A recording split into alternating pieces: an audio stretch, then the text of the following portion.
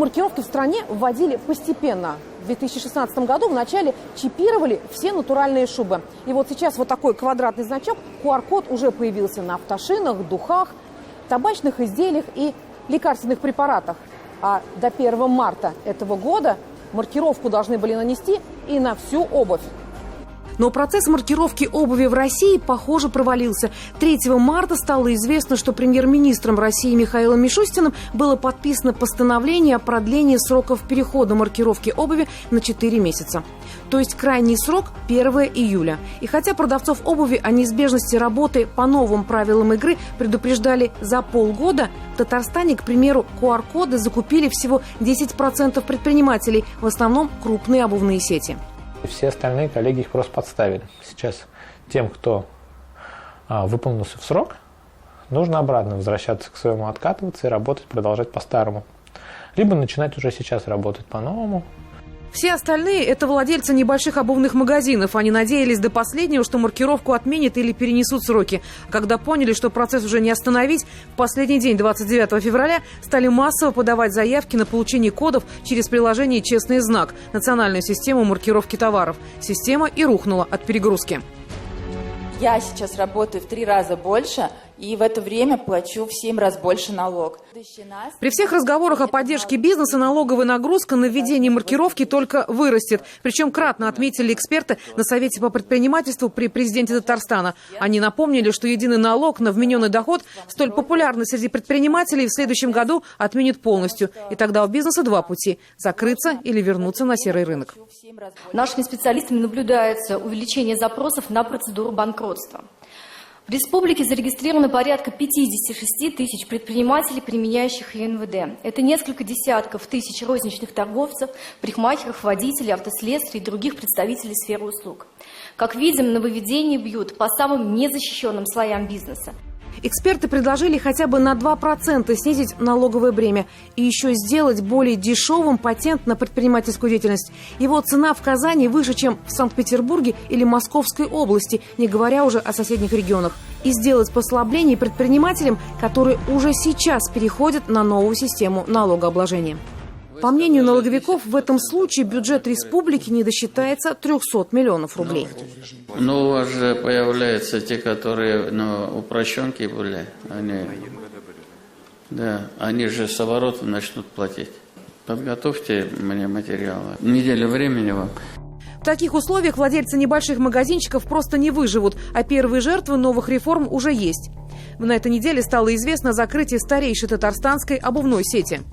Если ты действительно обувью занимаешься, то тебе надо очень сильно и вкладываться в том числе, и перестраивать свои потоки. Но ритейл наступает. Хорошо это плохо, это потребитель должен почувствовать, он чувствует, наверное, и может сказать потребитель действительно, как это для него. У нас есть пример того, как было с шубами в 2016 году. То есть оборот ввозимых шуб в Россию был в 30 раз меньше, чем после того, как появилась маркировка. То есть, соответственно, с каких-то введением маркировки в 30 раз увеличился оборот. Экономика не может так расти.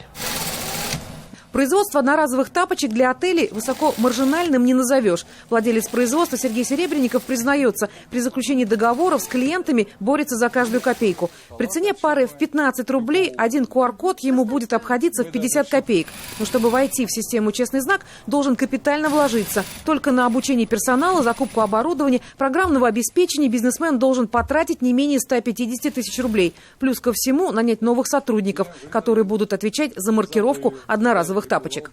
Удорожание будет достаточно процентов, наверное, на 10, на 15 будет удорожание. Это 100%, наверное. Их сейчас-то трудно продать, эти тапочки. Делаются отверстия, по которым уже... С введением в России маркировки как класс могут исчезнуть и самозанятые. Если бы Мишустин не продлил срок перехода на QR-коды, чета Хасановых уже 1 марта могла бы закрыть свою маленькую мастерскую по изготовлению кожаных ремней, кошельков и портмоне. По закону самозанятые не могут продавать свою немаркированную продукцию. А вдруг они занимаются подделкой известных брендов? Но мы для себя придумали вот такой небольшой логотип. Вот такой логотипчик. Вот он в виде жирафчика. Парадокс: чтобы выйти на рынок, самозанятые должны стать индивидуальными предпринимателями. И таких, как Хасановы или обувщик Кальдарабы, в республике 60 тысяч, в России уже 500 000. Населению все труднее и труднее зарабатывать. Количество заказов и клиентов намного убавляется не только в моей сфере, но и в других сферах. Даже услышав разговорах о маркировке, количество заказов начинает убавляться. Только что мы запустили эту систему, пытаемся, уже столько препонов появляется, столько, значит, желающих там обложить их капканами, значит, делают все, чтобы уйти в серый рынок. Я считаю, это совершенно неправильно. Разрешить самозанятым продавать свою продукцию без чипов. Обратиться с таким предложением к Минпромторгу России решили на Совете по предпринимательству. Такое же обращение уже подготовила и «Опора России». Следующим этапом маркировки в России станет молоко. Это произойдет 1 июня. Но, как было отмечено на Совете по предпринимательству, новая система маркировки фактически дублирует уже работающую программу «Меркурий». Она позволяет отследить качество молока от коровы до прилавка. Молокозаводы за свое переоснащение заплатят 45 миллиардов рублей. Вопросом, куда пойдут эти деньги, задавался еще полгода назад депутат Госдумы Айрат Харулин в своем последнем интервью в нашей программе. Главный интересант, тот, кто выигрывает, тот, кто проталкивает, на вопрос: а почему вы считаете, что с каждой упаковки вам должны перечислить 60 копеек? Он говорит: ну, мы такую бизнес-модель построили. Это что за отношение такое к стране, к гражданам? Неужели все это ради некой борьбы с контрафактом, доля которого в России составляет всего 0,01%? И что в итоге получит покупатель? Один из социальных продуктов. Это молоко в данный момент реализует ценами по 30 рублей. Если внести маркировку, то это будет 37 рублей. Вводимая маркировка молока дублирует «Меркурий», соглашается и Рустам Минниханов. По его поручению на имя министра промышленности России Дениса Мантурова будет направлено специальное обращение. Так что пока в маркировочной реформе больше вопросов, чем ответов.